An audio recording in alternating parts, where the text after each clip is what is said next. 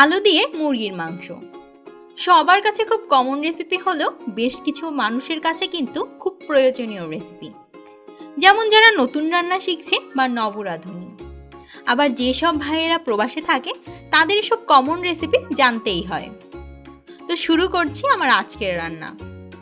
প্যানে 2.5 টেবিল চামচ সয়াবিন তেল দিয়ে দিলাম, আর এই তেলে একে একে দিয়ে দিচ্ছি 2 তেজপাতা, 5 টুকরো দারচিনি, আর মাছ থেকে একটু ফাটানো 4টা এলাচ।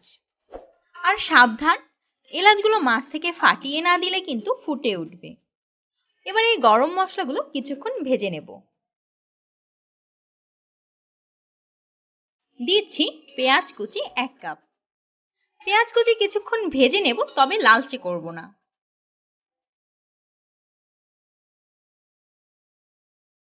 বরাবরের মতো পেঁয়াজ ভাজার মাঝে দিয়ে দিচ্ছি স্বাদমতো লবণ। এতে করে পেঁয়াজ দ্রুত গলবে, আবার মাংসের ভেতরও লবণ ভালো মতো ঢুকবে। এবার একে একে বাটা মশলাগুলো দিচ্ছি। প্রথমে দিয়ে দিচ্ছি 1 টেবিল চামচ আদা বাটা,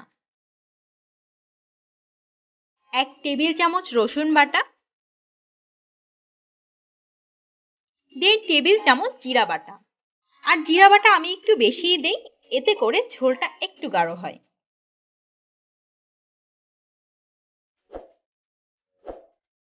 এই মশলাগুলো তেলের উপর বেশ কিছুক্ষণ সময় নিয়ে কষিয়ে নেব।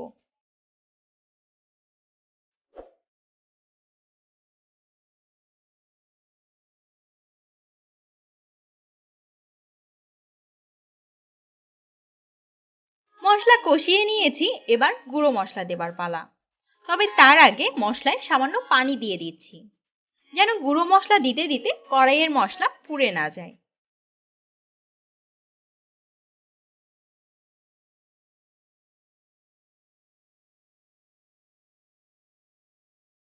দিচ্ছি হলুদের গুঁড়া 1/2 টেবিল চামচ, আর মরিচের গুঁড়ো দিয়ে দিচ্ছি 2.5 টেবিল চামচ। ঝাল আপনার পছন্দ অনুযায়ী বাড়িয়ে কমিয়ে নেবেন। আর দিচ্ছি 1 টেবিল চামচ ধনিয়ার গুঁড়া। এবার এই সব মশলা ভালো মতো কষাবো।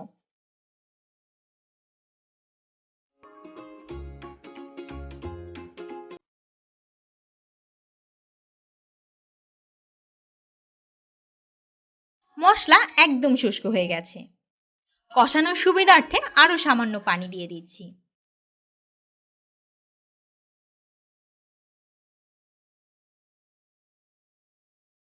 মশলা কষানো হয়ে গেছে।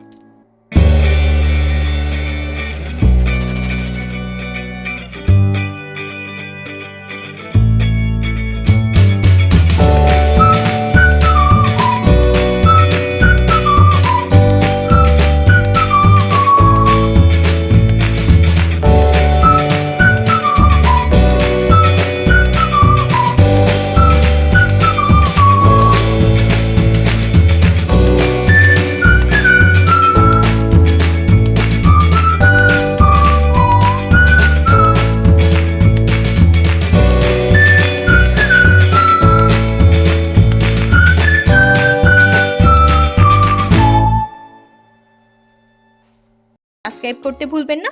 ভালো থাকবেন। আল্লাহ হাফেজ।